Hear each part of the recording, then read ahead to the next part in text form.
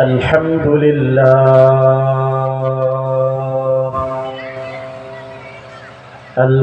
لله وكفى وسلام على عباده الذين اصطفى أما بعد فأعوذ بالله من الشيطان الرجيم بسم الله الرحمن الرحيم الذي خلق الموت والحياة ليبلوكم أيكم أحسن عملا وهو العزيز الغفور.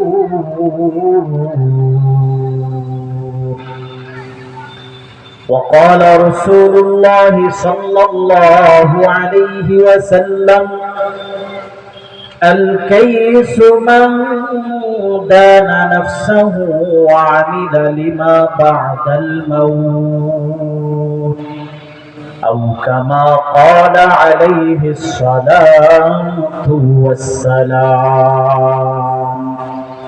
আমরা সবাই দরুদ ইব্রাহিম পড়ি। اللهم صل على محمد وعلى آل محمد كما صليت على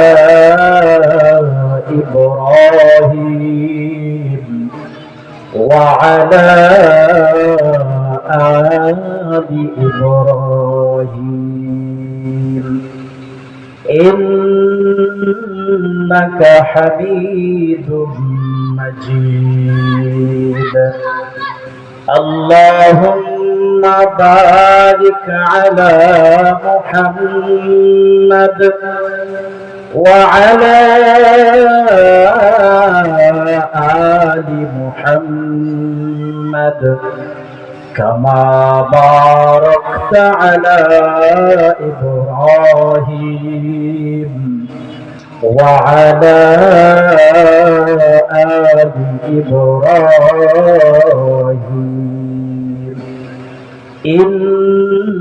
إنك حميد مجيد.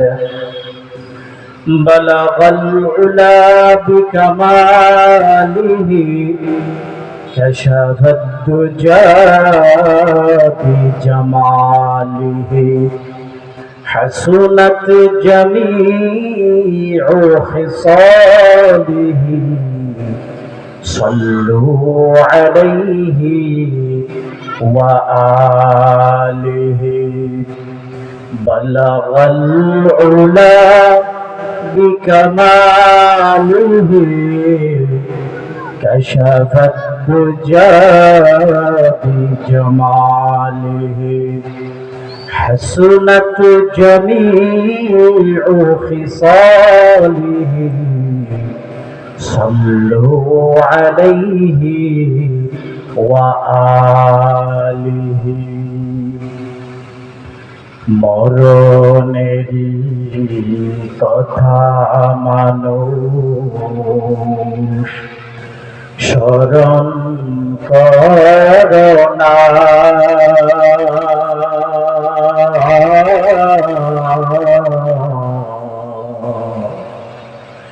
আজরাইল আসিলে পড়ে কৈফিয়ত চলবে না।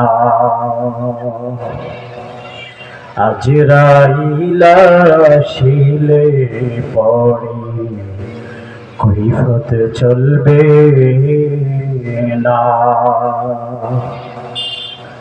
3.5 হাত মাটির নিচে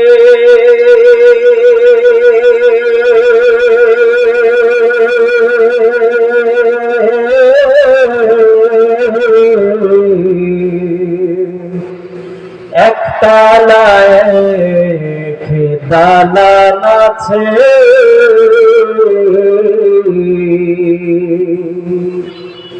সাড়ে 3 হাত মাটির নিচে,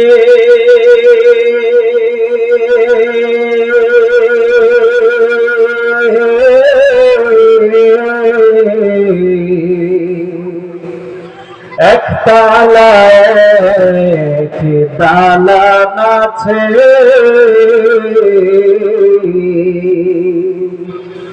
কত মানুষ গেল রে মন, কত মানুষ গেল রে মন, ফিরে এলো না।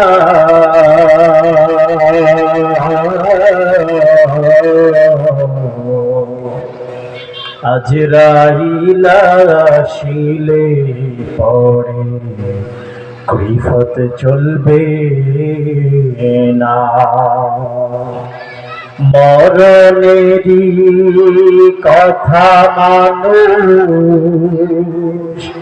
স্মরণ করো না।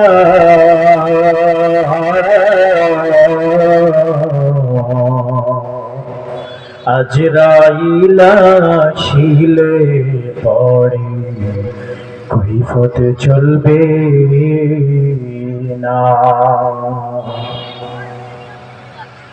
আলহামদুলিল্লাহ, সকল প্রশংসাই মহান আল্লাহ তাআলা, যে মহান আল্লাহ রাব্বুল আলামিন আমাদেরকে সত্যের কাফেলা সামাজিক সংগঠন কর্তৃক আয়োজিত তৃতীয় বার্ষিক তাফসিরুল কোরআন মাহফিলে আসার এবং বসার তৌফিক দান করেছেন। সেজন্য মহান মালিকের দরবারে শুকরিয়া আদায় করে দিল থেকে বলি আলহামদুলিল্লাহ। একটু আওয়াজ করে বলেন আলহামদুলিল্লাহ। মুহতারাম হাজিরিন, আমরা একদিন এই দুনিয়াতে ছিলাম না, আজকে আমরা এই দুনিয়াতে আছি। একদিন এই দুনিয়াতে আমরা থাকবো না। জন্মের মাধ্যমে এই দুনিয়াতে আসলাম, হায়াতের মাধ্যমে এই দুনিয়াতে থাকলাম, আবার মৃত্যুর মাধ্যমে এই দুনিয়া ছেড়ে চলে যাব। আল্লাহ পাক জন্মের মাধ্যমে আমাকে আপনাকে পাঠাইছেন, আমাকে আপনাকে আল্লাহ পাক কিছু সময় দান করেছেন, অর্থাৎ হায়াত দান করেছেন। যেদিন আমার আপনার সময় শেষ হয়ে যাবে, যেদিন আমার আপনার হায়াত শেষ হয়ে যাবে, মৃত্যুর মাধ্যমে এই দুনিয়া ছেড়ে আমরা অন্ধকার কবরে চলে যাব। কথা ঠিক না বেঠিক? আজকে আল্লাহ পাক আমাকে আপনাকে সময় দিছেন বিধায় আমি আপনি এখানে বসতে পারছি। যদি আমার আপনার হায়াতে এই সময়টা না দিতেন, এখানে বসার মতো তৌফিক আল্লাহ পাক না দিতেন, তাহলে আমি আপনি কেউ এখানে বসতে পারতাম না। পারতাম? আল্লাহ পাক জন্ম থেকে মৃত্যু পর্যন্ত আমাকে যে একটা সময় দিয়েছেন, আল্লাহ পাকের অবশ্যই এই সময় দেওয়ার পিছনে একটা উদ্দেশ্য আছে। না অযথা আমার আপনার সময় দিয়েছেন। হ্যাঁ, আল্লাহ পাকের আমাকে আপনাকে সময় দেওয়ার পিছনে অবশ্যই একটা উদ্দেশ্য আছে, যে বান্দা জন্ম থেকে মৃত্যু পর্যন্ত তোমাকে একটা সময় আমি আল্লাহ পাক দিব, তবে এইটা গোপন রাখবো কতদিন সময় দিব। যদি তুমি সময় পাও, তাহলে এই সময় দেওয়ার পিছনে আমি রব্বে কারীমের উদ্দেশ্য ভালো আমল করে এই সময়টাকে ব্যয় করে। কি করে? ভালো আমল করে এই সময়টাকে ব্যয় করবা। এখন আমরা এই সময়ের উদ্দেশ্য ছেড়ে অন্যদিকে আমি আপনি দৌড়াচ্ছি। ভালো আমল ছেড়ে দিয়ে দুনিয়ার পিছনে বেশি বেশি আমি আপনি দৌড়াচ্ছি। আসলে কিন্তু আল্লাহ পাক আমাকে আপনাকে সময় দেওয়ার উদ্দেশ্য এটা না। সময় দেওয়ার উদ্দেশ্য হলো আমি আপনি যেন এই হায়াতটা ভালো আমল করে করে সাজায়। আল্লাহ পাক তার কালামে হাকিমে বলেন, الذي خلق الموت والحياة ليبلوكم أيكم أحسن عملا وهو العزيز الغفور।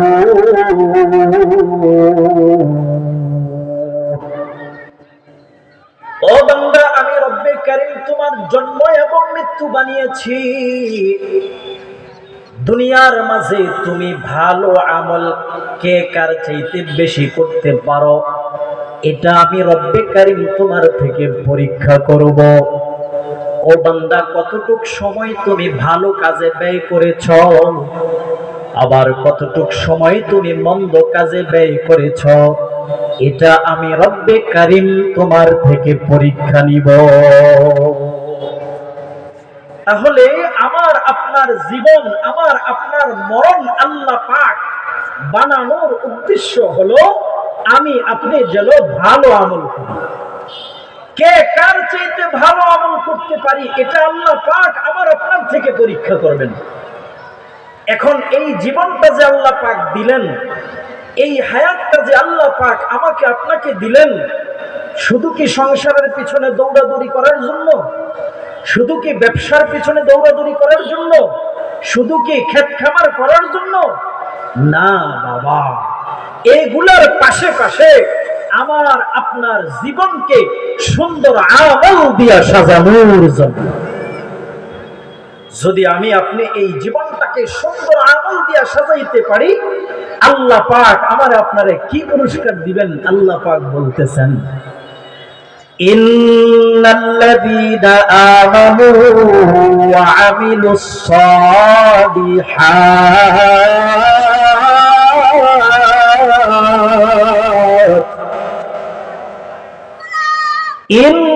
ইন্নাল্লাযীনা আমানু ওয়া আমিলুস সালিহাত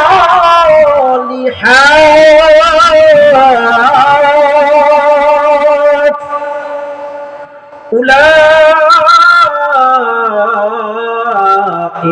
হুম খায়রুল বারিয়া। ও বান্দা, আমি রব্বে কারীম নিশ্চয় নিশ্চয় বলতেছি, দুনিয়ার জীবনে তোমরা যারা তোমাদের হায়াতটা ভালো আমল দিয়া সাজাইবা এবং আমি রব্বে কারীমের উপরে ঈমান আনবা, আমি আল্লাহ বলতেছি তোমরা সৃষ্টি কুলের মাঝে সেরা। ও বান্দা, সৃষ্টি কুলের মাঝে সেরা হইলে কি লাভ? এরপরে আয়াতে আল্লাহ পাক বলতেছেন, জাযাউহুম ইনদা রাব্বিহিম জান্নাতু আদনিন তাজরি মিন তাহতিহাল আনহার।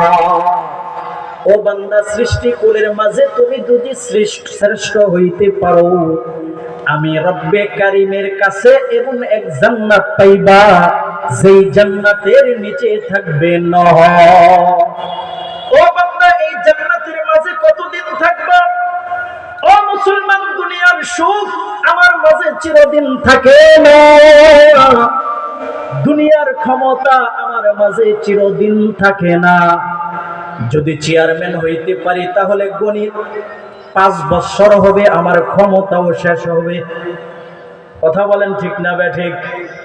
এমপি হইতে পারি 5 বছর, আমি গণব 5 বছর শেষ, আমার এমপি গিরিও শেষ।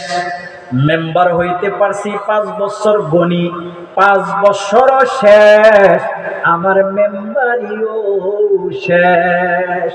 ও ভাই, 5 বছরও লাগে না, আরো আগেও শেষ হতে পারে। কথা বলেন ঠিক না ঠিক? কিন্তু আল্লাহ পাক আমার আপনারা এমন জান্নাত আল্লাহর কাছাকাছি দিবেন, যেই জান্নাতে ঢুকলে আর বাইরে হওয়া লাগবে না। আল্লাহ পাক বলেন খালিদিনা ফিহা আবাদা। ও বান্দা, জান্নাতে ঢুকলি তো ঢুকলি, আর কখনো এই জান্নাত থেকে বাইর হওয়া লাগবে না। অতএব জান্নাতের মাঝে আমি আল্লাহ যত নিয়ামত তোর জন্য দিয়েছি সব চিরস্থায়ী, সব চিরস্থায়ী। এই অস্থায়ী দুনিয়ার ক্ষমতার পিছনে দৌড়ায়া তোর স্থায়ী জান্নাতের ক্ষমতা নষ্ট করিস না। অস্থায়ী ধন সম্পদের পিছনে পড়ে জান্নাতের স্থায়ী ধন সম্পদ নষ্ট করিস না। বান্দা, 60 বছর জিন্দেগি, 70 বছর জিন্দেগি, এই জিন্দেগিটা তুই ভালো আমল দিয়ে সাজা। কবি বলেন, যেদিন তুমি এসেছিলে ভবে কেঁদেছিলে একা, এমন জীবন করো হে গঠন, মরিলে হাসিবে তুমি কাঁদিবে বহু। কবি বলেন, ও বান্দা, ও ভাই, যেদিন তুমি এই দুনিয়াতে আসছো তখন কাঁদতে কাঁদতে এই দুনিয়াতে আসছো। জন্মের মাধ্যমে তুমি এই দুনিয়াতে আসলা, আবার মরণের মাধ্যমে এই দুনিয়া থেকে বিদায় নিবা।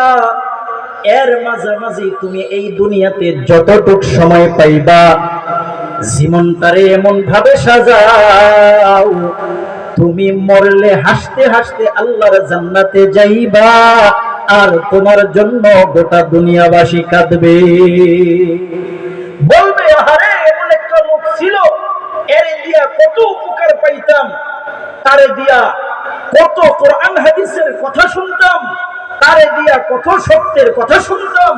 আজকে এই লোকটাও নাই, আজকে থেকে তার থেকে উপকারও নাই, তার থেকে ভালো কথাও আমরা আমাদের কাছে আর নাই।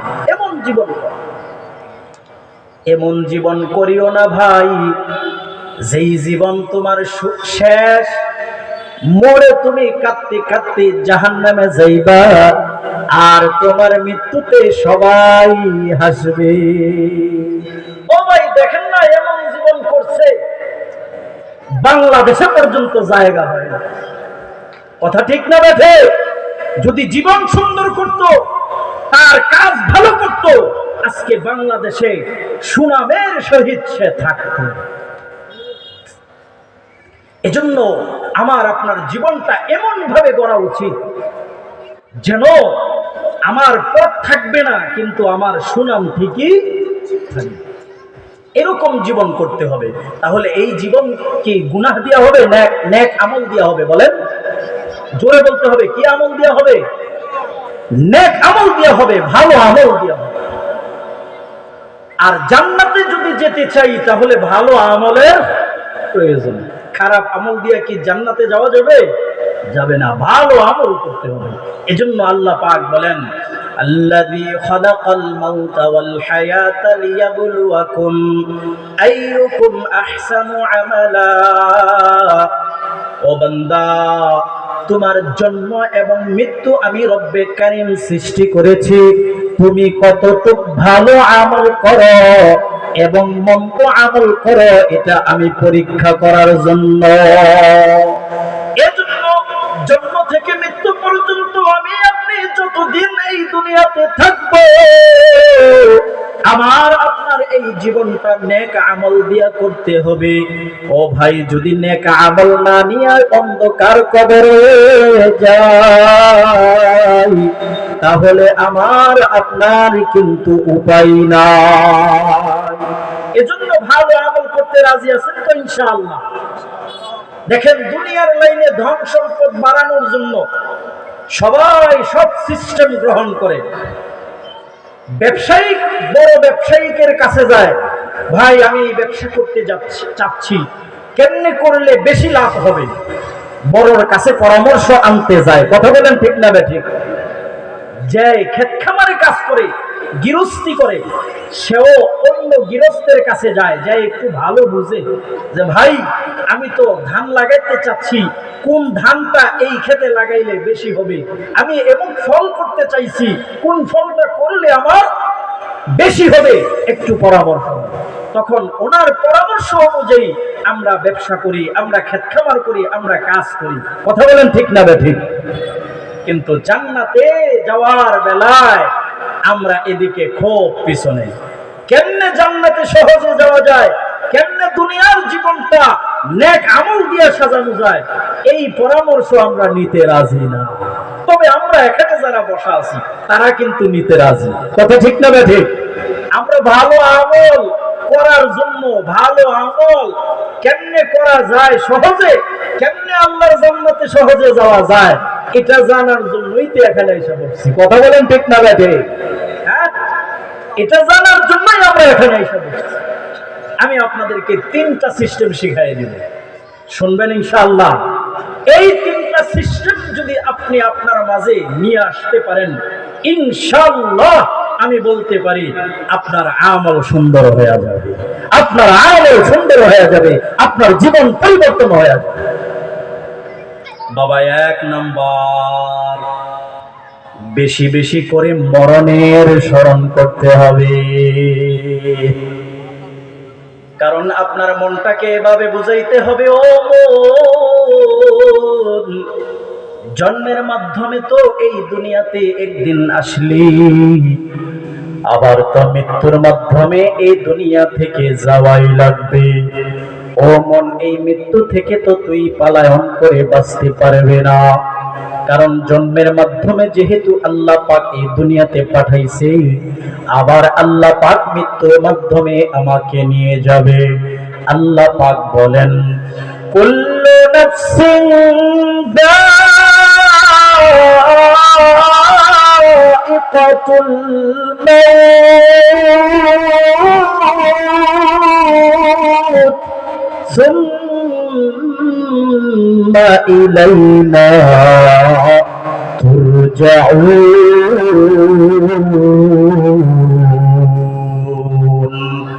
ও ভাই, 1 নাম্বার, মনটাকে এভাবে বুঝাইতে হবে, ও মন, আল্লাহ পাক তো তার কালামে হাকিমে বলে দিয়েছেন সকল প্রাণীকেই একদিন মৃত্যুর স্বাদ গ্রহণ করে আল্লাহর কাছে যাওয়াই লাগবে।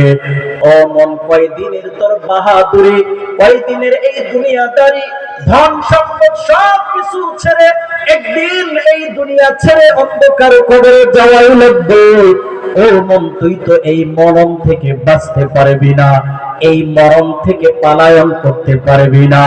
আল্লাহ পাক অপর আয়াতে আল্লাহ পাক বলেন, আইনামা তাকুনু ইউদরিকুমুল মাউত, আইনামা তাকুনু ইউদরিকুমুল মাউত ওয়ালাউ কুনতুম ফি বুরুজিন মুশাইয়াদা। মরণ থেকে যতই পালাও, মরণ তোমায় লইবে ঘিরি, যদিও সুদূর আকাশ পানে পালাও সেথায় লাগিয়ে সিঁড়ি। ও ভাই, আল্লাহ পাক বলেন, ও বান্দা, তোমার কাছে একদিন না একদিন এই মরণ হাজির হয়ে যাবে, যদিও তুমি কোনো শক্তিশালী দুর্গেও পলায়ন করে থাকো। ও বাবা, কখন মৃত্যু হবে? আমার আপনার আল্লাহর পক্ষ থেকে যখন হুকুম হয়ে যাবে, 1 মিনিট আগেও না, 1 মিনিট পরেও না, যখন আল্লাহ পাকের পক্ষ থেকে আমার আপনার ফয়সালা হয়ে যাবে, আল্লাহ পাক বলবে, আজরাইল যাও, আমার এই বান্দাটারে নিয়ে আসো। তখনই হযরত আজরাইল আমার সামনে হাজির হয়ে যাবে। আল্লাহ পাক বলেন, ওয়ালিকুল্লি উম্মাতিন আজাল ওয়ালিকুল্লি উম্মাতিন আজাল ফাইযা জাআ আজালুহুম লা ইস্তাখিরুনা সাআতান ওয়ালা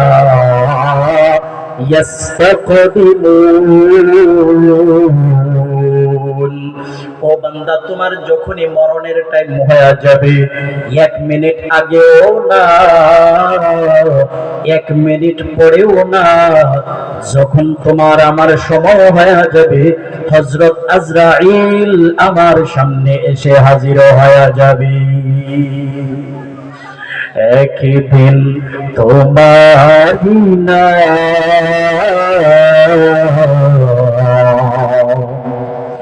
মসজিদে হবে এলান। কথা ঠিক না বেঠিক? একদিন তোমারি নাম মসজিদে হবে এলান। তৈরি থাকো, তৈরি রাখো, তৈরি থাকো, তৈরি রাখো, কবরের মাল সামান। একদিন তোমারি নাম মসজিদে হবে এলান। قل إن الموت الذي تفرون منه فإنه ملاقيكم। ও বান্দা, যতই তুমি এই মরণ থেকে গাফিল হয়ে যাও, যতই এই মরণ থেকে তুমি দূরে রয়ে যাও, যতই তুমি এই মরণকে অস্বীকার করো না কেন, একদিন না একদিন এই মরণ তোমার কাছে হাজির হয়ে যাবে। তুমি কি মনে করতেছো তোমার টাকা এই মরণকে ফিরায় রাখবে? তুমি কি মনে করতেছো তোমার ক্ষমতা দিয়া এই মরণকে ঠেকাইবা?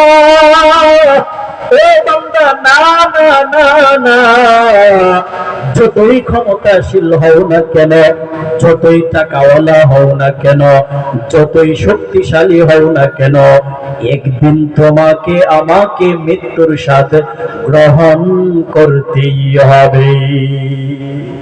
হও না যতই তুমি বীর পালোয়ান, হও না যতই তুমি বীর পালোয়ান, মালাকুল মউত এসে নিবে তোমার জান। 3.5 হাত ওই মাটির ঘরে, 3.5 হাত ওই মাটির ঘরে রবে তুমি একা পড়ে। ও ভাই, আমি বিশ্বাস করি আর নাই করি, আমি মানি আর নাই মানি, একদিন না একদিন আমার নিকট হযরত আজরাইল এসে হাজির হয়ে যাবে। ও বাবা, কবে হবে কখন হবে এটা আমরা কেউ জানি না।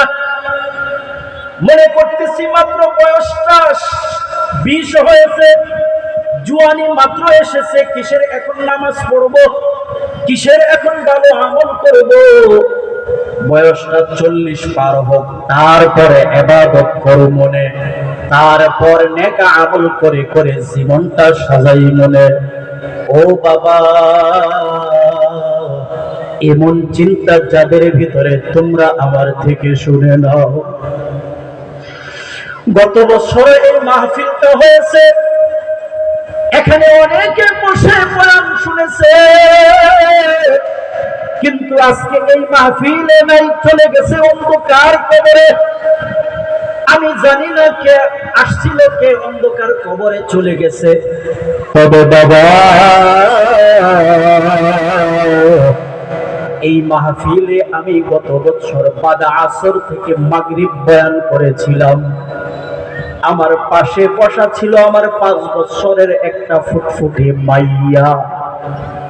ও বাবা, আজকে যখন আমি এই মাহফিলটায় ঢুকছি, আমার মেয়েটার কথা মনে পড়ে গেছে।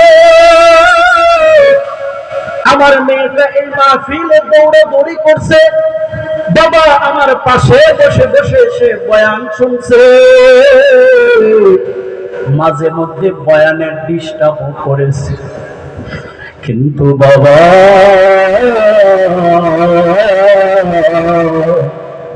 আজকে আমার পাশে আমার মেয়ে না, আজকে আমার পাশে বসা মাওলানা হারুন সাহেব।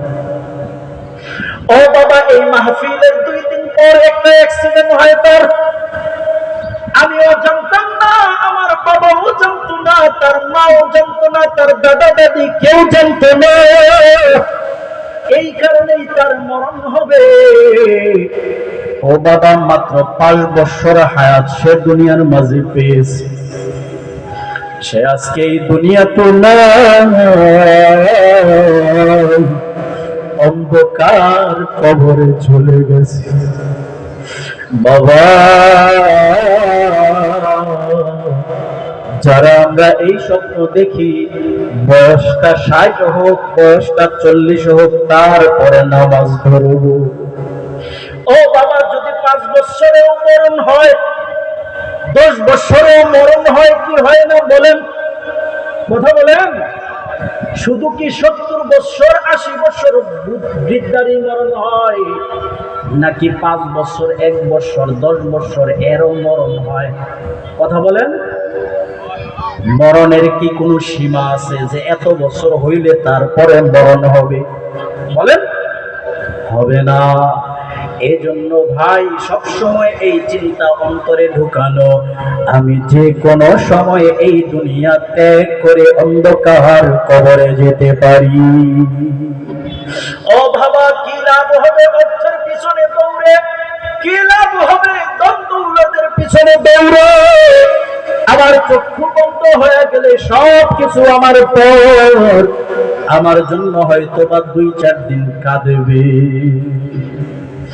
অর্থ করি গাড়ি বাড়ি যাবে না তোর সাথে, সাদা কাপড় পরে তুমি যাবে শূন্য হাতে। অর্থ করি গাড়ি বাড়ি যাবে না তোর সাথে, সাদা কাপড় পরে তুমি যাবে শূন্য হাতে। তোর লাগিয়া কাঁদবে দুদিন, তোর লাগিয়া কাঁদবে দুদিন, বন্ধু আর আপনজনা, বন্ধু আর আপনজনা। এই যে নয় তোর আসল বাড়ি, কবর আসল ঠিকানা। এই যে নয় তোর আসল বাড়ি, কবর আসল ঠিকানা। এজন্য যদি আমি আপনি ভালো আমলের নিয়ত করি, 1 নাম্বার হলো বেশি বেশি করে মরণের খেয়াল করা। আল্লাহর রাসূল সাল্লাল্লাহু আলাইহি ওয়াসাল্লাম বলেন, ও উম্মত, তুমি তোমার আমল সুন্দর করতে চাও, তুমি তোমার আমল বৃদ্ধি করতে চাও, তাহলে এই আমলটা করো। আল্লাহর রাসূল বলেন, আকসিরু যিকরাহা বিমিল্লাতিল মাউত, বেশি বেশি করে এই মরণের স্মরণ করো। ও বাবা, আমরা আজকে আছি, একদিন এই দুনিয়াতে থাকবো না, সব কিছু রেখে চলে যাব। এজন্য আল্লাহর রাসূল সাল্লাল্লাহু আলাইহি ওয়াসাল্লাম আরেক হাদিসে বলেন, কুন ফিদ দুনিয়া কাআন্নাকা গরীবুন আও আবিরু সাবিল। উম্মত, তুমি দুনিয়ার মাঝে এমন ভাবে বসবাস করো যেন তোমাকে দেখলে মনে হবে তুমি একটা মুসাফির। মুসাফির কখনো এই স্বপ্ন দেখে না আমার 5 তলা বিল্ডিং হবে, আমার 10 তলা বিল্ডিং হবে, আমার ব্যাংকে টাকা হবে। কথা বলেন, ঠিক না বেঠিক? যেমন আমাদের বাংলাদেশ থেকে বিভিন্ন রাষ্ট্রে প্রবাসী হিসেবে যায় টাকা পয়সা কামানোর জন্য। এমনও প্রবাসী আছে মাসে 10 লাখ টাকা ইনকাম করে, আছে না নাই? কথা বলেন, একটু আওয়াজ করে বলেন। ঘুমায় গেছেন নাকি সন্ধ্যা সন্ধ্যা?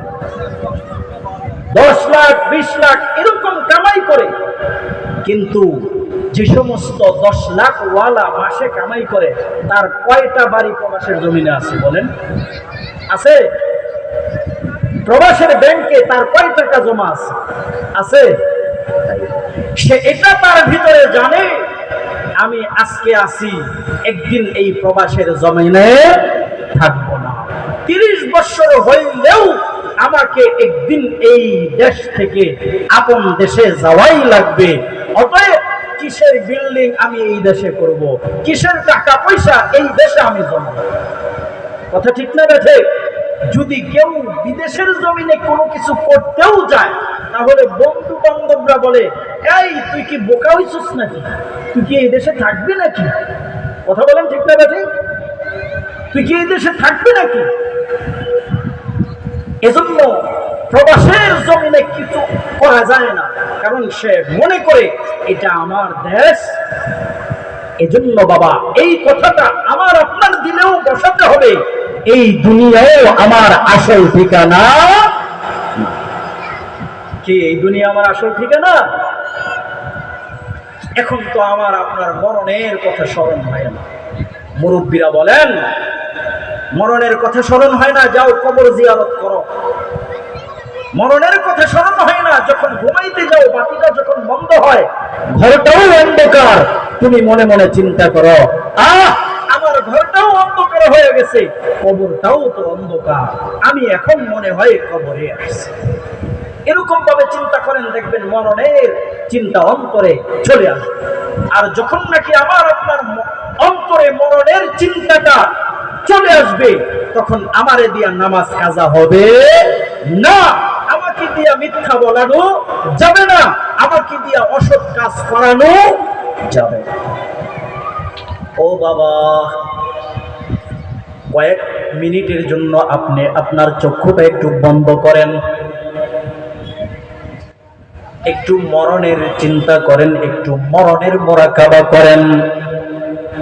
ও বাবা, চক্ষু দুইটা বন্ধ করেন, দেখেন আপনার ডাইনে কে আছে তারে আপনি দেখেন না, আপনার বামে কে আছে তারেও আপনি দেখেন না, আপনার সামনে কোন হুজুর ওয়াজ করতেছে ওনারেও আপনি দেখেন না। ও বাবা, মনে মনে খেয়াল করেন, আপনার দেহ থেকে রূহ পাখিটা হযরত আজরাইল নিয়ে গেছে। ও বাবা, যেদিন আমার আপনার দেহ থেকে হযরত আজরাইল আমার এই প্রাণ পাখিটা নিয়ে যাবে, তেমনি আমার চক্ষুটা বন্ধ হয়ে যাবে, আমার ডাইনে বৈশা আমার সন্তান আব্বা আব্বা বইলা কাঁদবে, আমার বামে আমার সন্তান আব্বা আব্বা বইলা কাঁদবে। ও বাবা, আমার স্ত্রী আমার জন্য কাঁদবে, আমার আত্মীয় স্বজনরা আমার জন্য কাঁদবে, ফোনে ফোনে সকল আত্মীয় স্বজনকে জানায়া দিবে, মাইক দিয়েও এলান হয়ে যাবে, এমন ব্যক্তি আর দুনিয়াতে নাই, আসলে কে তোমরা তারে শেষ দেখা দেখবা। ও বাবা, আত্মীয় স্বজনরা সবাই চলে আসবে আপনাকে শেষ দেখা দেখার জন্য।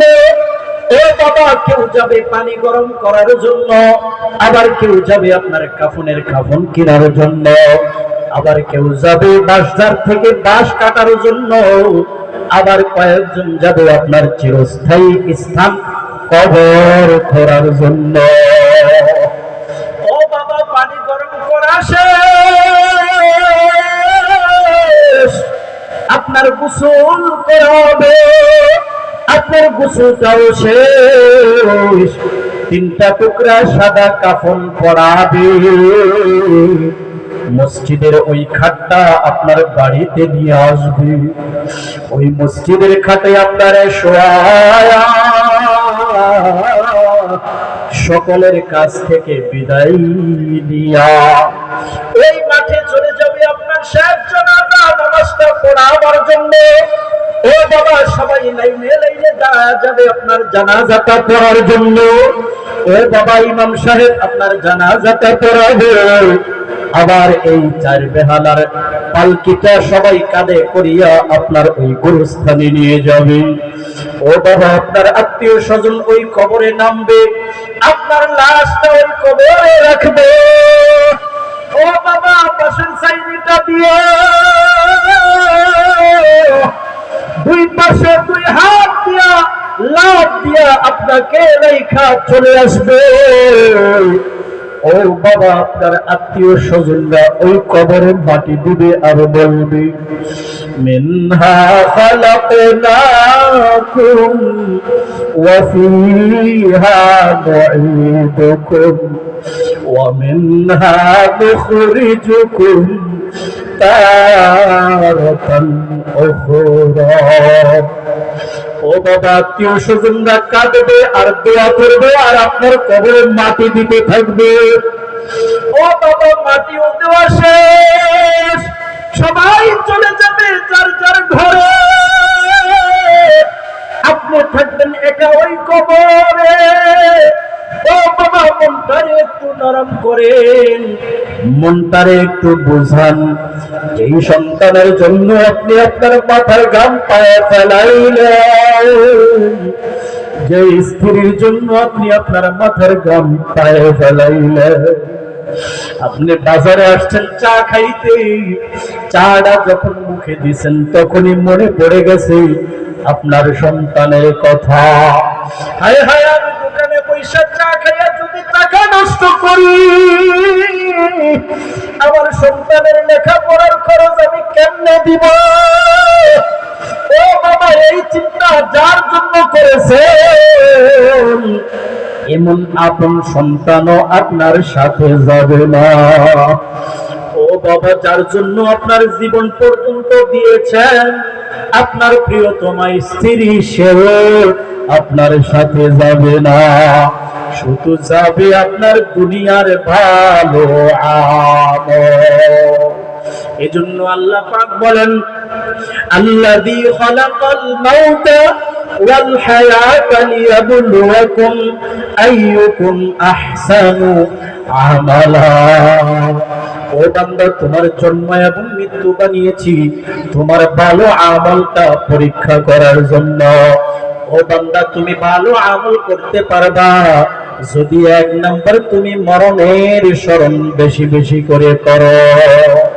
ও বান্দা, 2 নাম্বার চিন্তার হলো ওই কবরে, কারণ আমার আত্মীয় স্বজনরা জানাজা পড়িয়া ওই বাঁশবাগানের স্থান কবরে রাখিয়া সবাই যাবে চলিয়া, আমি ওই অন্ধকার কবরে থাকবে পড়িয়া। আল্লাহ রাসূল সাল্লাল্লাহু আলাইহি ওয়াসাল্লাম বলেন, ও উম্মত, কিছুক্ষণ পরে 2 জন ফেরেশতা আসবে।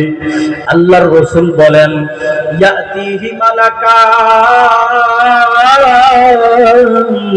ফায়ুজলিসানি। ও বাবা, আমার কবরে 2 জন ফেরেশতা আসবে, আমারে ধইরা বসাবে, এরপর আমাকে আপনাকে প্রশ্ন করবে, মার রাব্বুক ওয়া মা দীনুক মা হাযার রাজুল আল্লাযী বুইসা ফীকুম। ও বাবা, ফেরেশতা এসে আমাকে বসায়া 3টা প্রশ্ন করবে। 1 নাম্বার প্রশ্ন করবে, বলো বান্দা তোমার রব কে। 2 নাম্বার প্রশ্ন করবে, তোমার দিন ধর্ম কি বলো। 3 নাম্বার প্রশ্ন করবে, তোমার রাসূলকে তুমি বলো। ও বাবা, যদি দুনিয়াতে থাইকা ভালো আমল কইরা ওই কবরে যেতে পারি, আল্লাহর পক্ষ থেকে পাঠানো ফেরেশতারা যখন আমারে আপনারে প্রশ্ন করবে মার রাব্বুক, আমি সাথে সাথে উত্তর দিব রাব্বি আল্লাহ। ও বাবা, একটু আওয়াজ করে বলেন তো, আমার আপনার রব কে? হয় নাই, আওয়াজ হয় নাই, আরো জোরে বলেন, আমার আপনার রব কে? একটা ডাক দেন, ইয়া আল্লাহ। আরো জোরে ডাক দেন, ইয়া আল্লাহ, ইয়া আল্লাহ। ও বাবা, যদি দুনিয়ার ভালো আমল নিয়ে ওই অন্ধকার কবরে যেতে পারি, আমার আপনার 1 নাম্বার প্রশ্নের উত্তর আমি সুন্দর করে দিব রাব্বি আল্লাহ। আমার রব হলেন মহান আল্লাহ। ও বাবা, 2 নম্বর প্রশ্নের উত্তর সুন্দর করে দিয়ে দিব দীনুল ইসলাম, আমার ধর্ম হলো ইসলাম। 3 নম্বর প্রশ্নের উত্তর আমি সুন্দর করে দিয়ে দিব হুয়া রাসূলুল্লাহ সাল্লাল্লাহু আলাইহি ওয়াসাল্লাম। ও বাবা বলেন তো আমার আপনার নবীজির নাম কি? একটু আওয়াজ করে বলা যাবে কি আমার আপনার নবীজির নাম কি? আজকে তো আমরা নবীর উম্মত হইয়া নবীর নাম চিনি না। মাঝে মধ্যে নেট জগতে কিছু কিছু ভিডিও আসে, সাংবাদিক সাহেব জিজ্ঞাসা করে বলেন আপনার নবীজির নাম কি? সে যেই দল করে সেই নেতার নাম বলে। কত বড় পোড়া কপাল হইলে আখির নবীর উম্মত হইয়া নবীর নাম বলতে পারেন? বলেন আমার আপনার নবীকে, আওয়াজ করে বলেন আমার আপনার নবীকে। ও বাবা, যখন ৩ নম্বর প্রশ্নের উত্তরটা আমি এভাবে দিব, হুয়া রাসূলুল্লাহ সাল্লাল্লাহু আলাইহি ওয়াসাল্লাম, আল্লাহর পক্ষ থেকে আওয়াজ আসবে, সাদাকা আবদি ফাআফরিশুহু মিনাল জান্নাহ ওয়া আলবিসুহু মিনাল জান্নাহ ওয়াফতাহু লাহু বাবান ইলাল জান্নাহ। আল্লাহর পক্ষ থেকে ঘোষণা আসবে, ও ফেরেশতা আর তারে ডিস্টার্ব করিস না, আর তারে বিরক্ত করিস না। আমার বান্দাটা সত্য বলেছে, আমার বান্দাটা আমি রব সত্য বলেছে, ধর্ম ইসলাম সত্য বলেছে, রাসূল মুহাম্মদুর রাসূলুল্লাহ সত্য বলেছে। ও ফেরেশতারা তার কবরের মাঝে জান্নাতের বিছানা বিছাবে, তার কবরের মাঝে জান্নাতের পোশাকটা পরিয়ে দে, তার কবরের সাথে জান্নাতের যত দরজা আছে সব দরজাগুলো খুলিয়া দে। আর যদি বাবা দুনিয়ার আমল সুন্দর না হয়, ফেরেশতারা প্রশ্ন করবে, আর আমি হা করে তাকায় থাকব, আমি শুধু বলবো ইয়া নফসি ইয়া নফসি ইয়া নফসি, মায়াদ্রি, আমি এগুলো কিছুই জানি না। আল্লাহর পক্ষ থেকে ঘোষণা আসবে, আনকাযা আবদি ফাআফরিশুহু মিনান নার ওয়া আলবিসুহু মিনান নার ওয়াফতাহু লাহু বাবান ইলান নার। বাবা, আল্লাহর রাসূল বলেন, যদি আমল সুন্দর না নিয়ে যাইতে পারি, আমি শুধু বলবো আমি এগুলা কিছুই জানি না, কিছুই জানি না। আল্লাহ বলবে, এই বান্দাটা মিথ্যা বলতেছে, এই বান্দাটা দুনিয়ার হায়াতে আমি রব্বে কারীমকে চিনত না, এই বান্দাটা দুনিয়ার হায়াতে ধর্ম মানত না, আমার রাসূলকে সে মানত না। ও বান্দা, এই বান্দার জন্য ও ফেরেশতারা তোমরা জাহান্নামের আগুনের বিছানা বিছায়া দাও, এই বান্দার জন্য জাহান্নামের পোশাকটা পরায়া দাও, জাহান্নামের যত বাব আছে দরজা আছে সব খুলিয়া দাও। ও বাবা, শুধু তাই না, শুধু তাই না, আল্লাহর রাসূল সাল্লাল্লাহু আলাইহি ওয়াসাল্লাম বলেন, ও উম্মত যদি মন্দ আমল নিয়ে ওই কবরে যাও তাহলে খুব ভয়ঙ্কর, কবরের মাটি তোমাকে এমন ছেড়ে চাপ দিবে, এক পাশের হাড় আরেক পাশে ঢুকে যাবে। ও বাবা, কেমনে ওই আযাব সহ্য করবেন, কেমনে ওই কবরে থাকবেন, একটু মনে মনে চিন্তা করেন। এজন্য ভালো আমল করতে চাইলে, এজন্য ভালো আমল বাড়াইতে চাইলে 1 নাম্বার মৃত্যুর কথা বেশি বেশি করে স্মরণ করো, 2 নাম্বার কবরের কথা স্মরণ করো। ও ভাই, হযরত উসমান রাদিয়াল্লাহু তাআলা আনহু বলেন, কবরের এমন ভয়ঙ্কর চিন্তা আল্লাহর রাসূল সাল্লাল্লাহু আলাইহি ওয়াসাল্লাম যখন কোন কবরের পাশ দিয়া যাইতেন, এমন ভাবে আল্লাহর রাসূল কান্না করতেন, এমন ভাবে কান্না করতেন, চোখের পানি দিয়া নবীজির দাড়ি মোবারক পর্যন্ত ভিজিয়া যাইত। ও ও বাবা, যার জন্য আসমান সৃষ্টি হইল, যার জন্য জমিনটা সৃষ্টি হইল, যার জন্য আল্লাহ জান্নাত বানাইলেন, যার উসিলায় লৌহ মাহফুজ সব কিছু বানাইলেন, এমন নবীও যদি কবরের ভয়ে কান্দে, এমন নবীও যদি কবরের আযাব থেকে আল্লাহর কাছে মুক্তি চায়, ও বাবা, তাহলে আমি আপনি কে? আমি আপনি কি? আল্লাহর রাসূল বলেন, আল্লাহুম্মা ইন্নী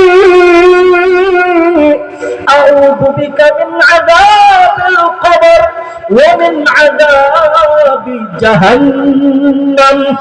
ও বাবা, আল্লাহর রাসূল আল্লাহর কাছে আশ্রয় চায়, আল্লাহর কাছে কবরের আযাবের মুক্তি চায়, আল্লাহর রাসূল জাহান্নামের আযাবের মুক্তি চায়। রাসূল যদি জাহান্নামের আযাবের মুক্তি চাইতে পারে, কবরের আযাবের মুক্তি চাইতে পারে, তাহলে আমি আপনি ওই কবরের আযাব, জাহান্নামের আযাবের ভয়ে কি করা দরকার? ও ভাই, এই চিন্তায় হযরত আম্মা জান খাদিজা রাদিয়াল্লাহু তাআলা আনহা কেমন চিন্তিত হয়েছেন, অথচ নবীজির জমানে শুনেছেন আম্মা জান হযরত খাদিজা জান্নাতি।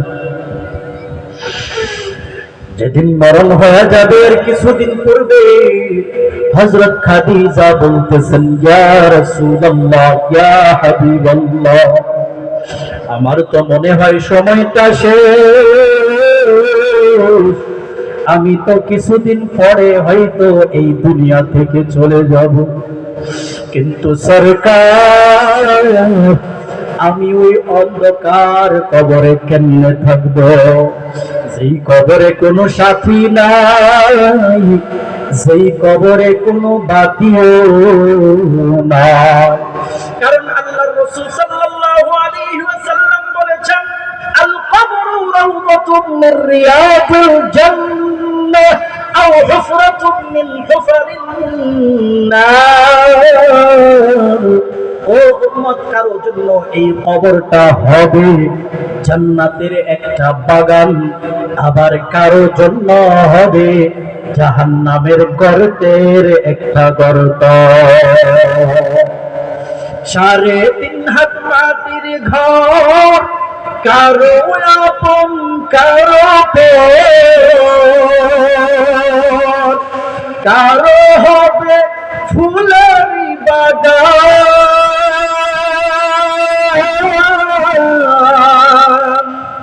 কারো বা হবে জাহান্নাম। আমল নামা সেদিন তোমার হবে ঘরের বাতি, ওই কবরে যেতে হবে, রইবে না কেউ সাথী। ও বাবা, আল্লাহর রাসূল সাল্লাল্লাহু আলাইহি ওয়াসাল্লাম উনার কলিজার টুকরা হযরত ফাতেমাকে বলতেছে, ও ফাতেমা, তুমি তোমার কবরে যাইবা, আমি রাসূল আমার কবরে যাইবা। ও ফাতেমা, তোমার কবরে গিয়া আমি নবীর পরিচয় দিলে চলবে না, আমি তোমার পরিচয় দিলে চলবে না। অতএব তুমি তোমার কবরে যাইবা, তুমি তোমার আমল নামা সুন্দর করে যাইবা। ও বাবা, আম্মা জান হযরত খাদিজা রাদিয়াল্লাহু তাআলা আনহা এই জন্য কবরের চিন্তায় আল্লাহর রাসূলকে বলতেছেন, ওগো সরকার, কবরটা তো অন্ধকার ঘর, কবরটা তো পোকামাকড়ের ঘর, কবরটা তো বিছানাহীন ঘর, কবরটা তো সাথীহীন ঘর। ওগো আল্লাহর রাসূল, আমি ওই কবরে কেমনে থাকবো?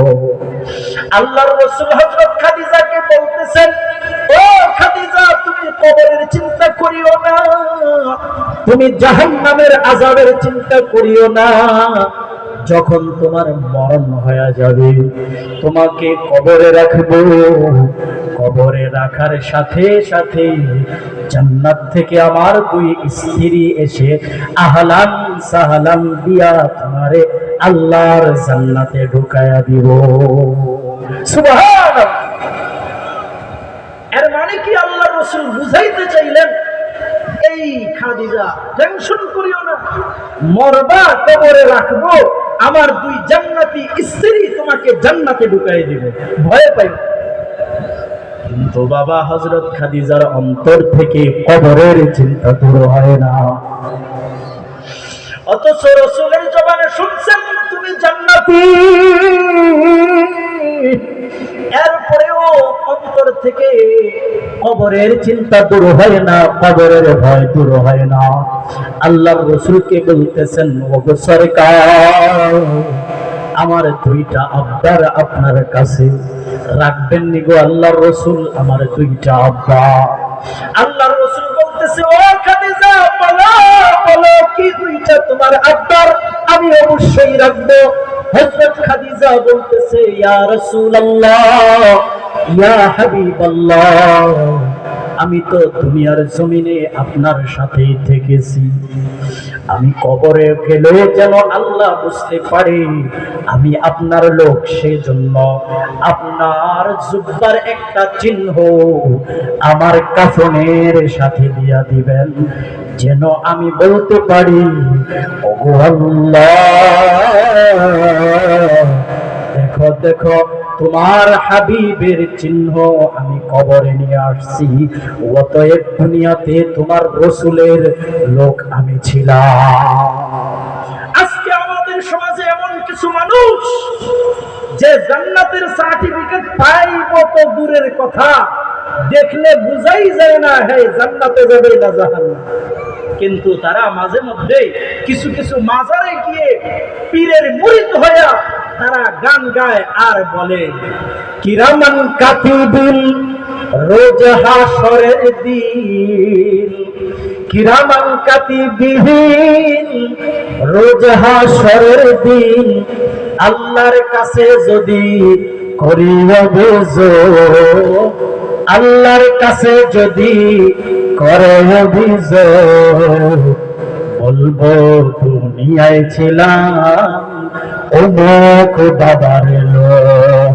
কথা বলেন ঠিক না বেঠি? ও বাবা, যে জায়গায় হযরত খাদিজা রাদিয়াল্লাহু তাআলা আনহা নবীজির পহেলা স্ত্রী হইয়া সর্বপ্রথম ইসলাম ধর্ম গ্রহণকারিণী মহিলা হইয়া আল্লাহর রাসূলের কাছে জান্নাতের সার্টিফিকেট পাইয়া এরপরেও চিন্তা করে রাসূলের চিহ্ন লইয়া যাওয়ার জন্য, আল্লাহকে বোঝানোর জন্য দুনিয়ায় আমি রাসূলের লোক ছিলাম, আর আমি আপনি খাজা বাবার দোহাই দিয়া অমুক বাবার দোহাই দিয়া পার হইয়া যাব। কি বলেন? যাও ওই কবরে, তখন বুঝবো। ও বাবা, 2 নম্বর আবদার হযরত খাদিজা বলতেছেন, ইয়া রাসূলুল্লাহ, ইয়া হাবিবাল্লাহ,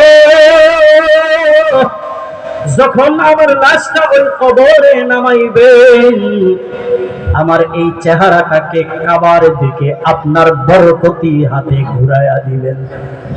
কারণ হযরত খাদিজার অন্তরে ভয়, যদি কাবা থেকে মুখ সরে যায় তাহলে ফেরেশতার প্রশ্নের উত্তর আর দেওয়া না হয়।